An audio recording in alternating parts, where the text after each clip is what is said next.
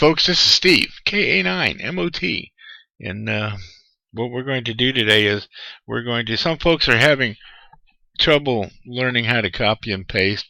They're new to computers, and copy and paste really is something that, while it's not difficult to do it, it does kind of sound scary. Think about back to when we first all went back to it, or when we all first started out. So what we're going to do is we're going to do a little tutorial on how to copy and paste the extio underscore RTL 2832.dll file into the HDSDR folder. From now on, I will reference that extio underscore RTL dot 2832.dll file as the DLL file, because extio underscore 2832.dll is almost painful. So what we're going to do is we're going to put the DLL file in the HDSDR folder. Now, when you first download the DLL file, the Windows is going to cry about it. It's going to whine. It's going to say, no, please don't. That could be bad for me, and it could be bad for Windows. If it wasn't a known file, this type of file type can be bad. But we know this file. We know this file is safe. Literally thousands, hundreds of thousands of people have downloaded it, and nobody has lost any of their bank account information or credit card information, or nothing bad has happened. But what you should do, and you should also do it in this case, you should always, especially if it's a file you do not know, you should always run it through. If your virus protection let it through when you downloaded it, then you should scan it anyway.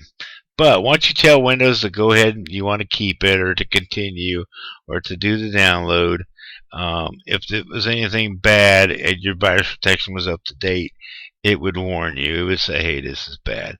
So this file is perfectly safe. Do not be afraid of it.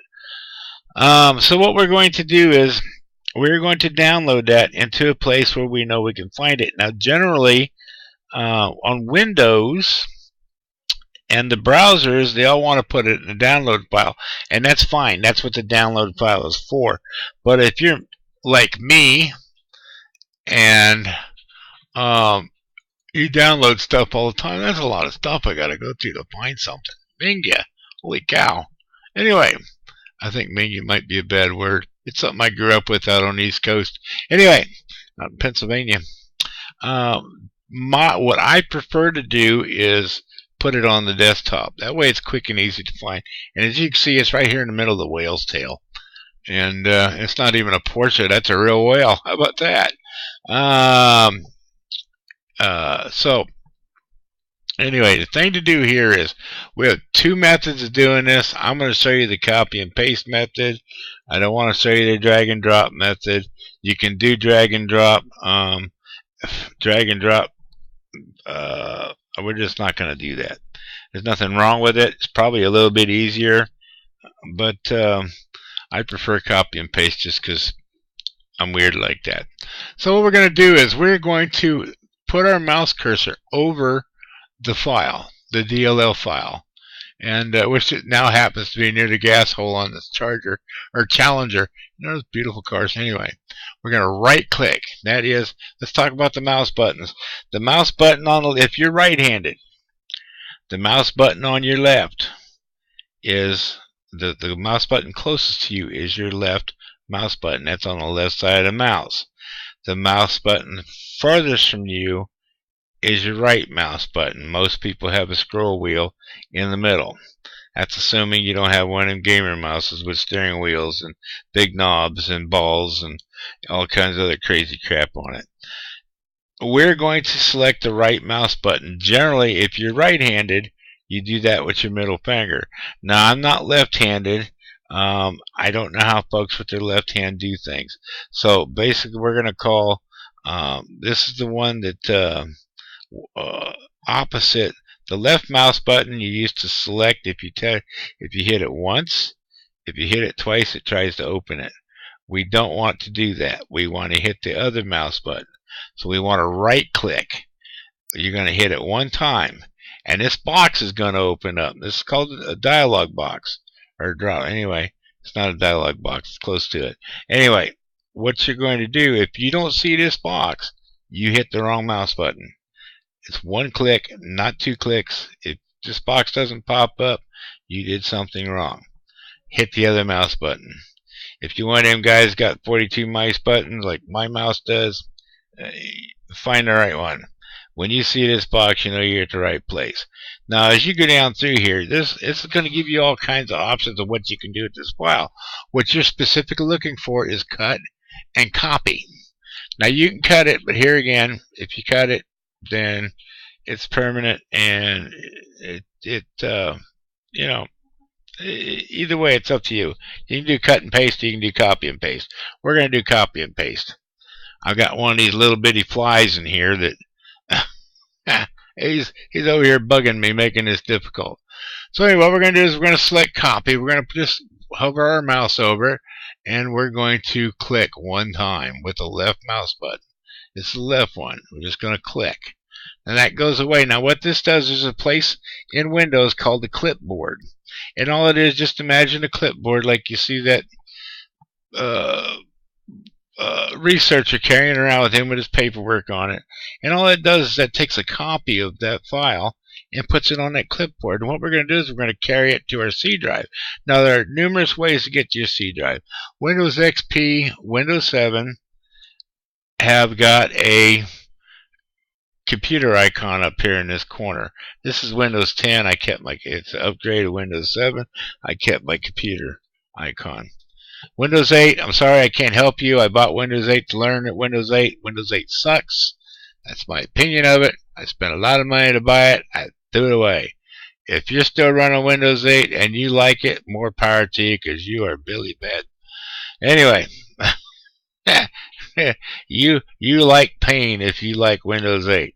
But anyway, and by the way, you can still download a copy of Windows 10, and if you select upgrade when you install it over your Windows 8 install, it won't cost you a dime. It will still allow you to upgrade it. It's still a free upgrade, and it is so much better. Anyway, and if you're a Windows 7 user and you're wondering about it, Windows 10 it's a little different. It takes a little getting used to, but it's once you get used to it, it's worth the upgrade. Okay, so got that out of the way.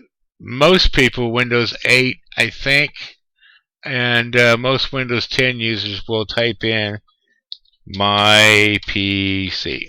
I think it's Windows Files. I can't remember on Windows 8. But anyway, it tells you this right here. And it's just a desktop app. This PC, click on it. In my case, I would double click up here. But and if you're Windows 7 or Windows XP, you'd go down here. If you haven't already shown it on the desktop, you go down here and select my. It's either my computer or computer, depending on which version you're running. So what we're going to do is we're going to open our local disk. Most times that's disk C. If we have extra hard drives, like I have an extra terabyte here that I keep backup, because I save everything like an idiot. But anyway, it's just like my junk box and everything else. I hoard my ham radios. I hoard everything. Car parts, tools, everything. I got sidetracked again. So anyway, what we're going to do is we're going to open local disk C, our C drive. To do that, we're going to left click on it twice. Now when we get this open, if we have a 64-bit version of Windows, you will see two program files folders. The first one is only for 64-bit programs. The second one is for 32-bit programs. And it is called Program Files with x86 in parentheses. That's where you'll find your HDSDR folder. That's when you installed HDSDR. That's where it went to, because it is a 32-bit program. And if you don't know the difference between 32 and 64-bit, don't ask me, because I'm not capable of explaining it to you.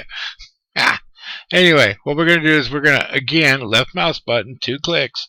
We're going to open Program Files. Now what we're going to do is we're going to look for HDSDR folder. Now down here, it's all, if you'll notice, it's all alphabetical.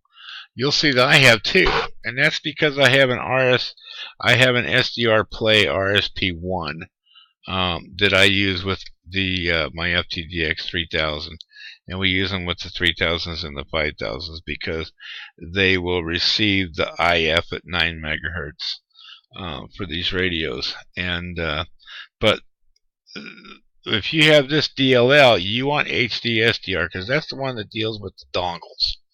So what we're going to do is we're going to open HDSDR. Again, 2 clicks of the left mouse button.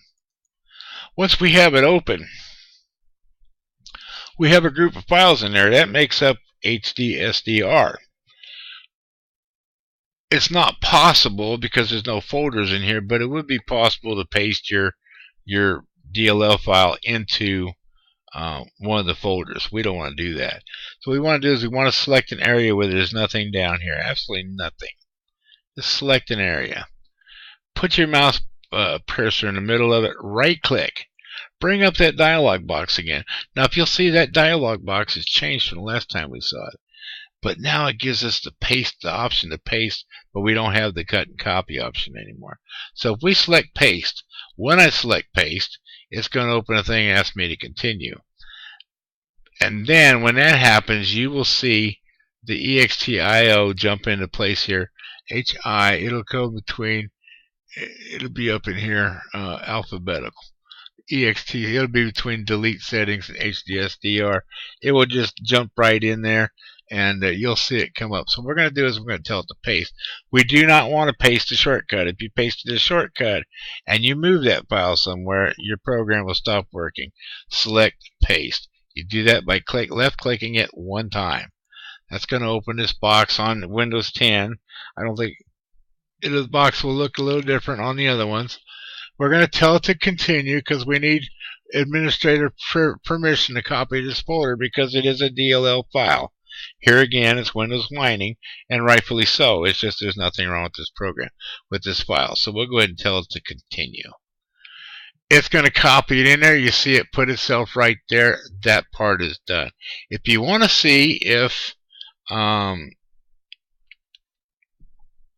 it's worked correctly, I can't show you that because I don't have a dongle ready to plug in here, so I won't be able to show you that. You can plug a dongle in, and the it'll work. So with that, that's what we've got, and that's how you paste, copy and paste that file into HDSDR. And once you're done, you just close the box and go on with the rest of your install. So with that, we'll say 7.3, good DX. If it doesn't work out for you, send me a message. I'm not the best person explaining this stuff without showing it to you on a video, but we'll see what we can do to help you out. I certainly won't be typing that. It will end up in a phone call. So thank you very much for watching my video. I'm not going to ask you to share it with your friends or anything. Just it's all about you. 7.3 KA9 MOT.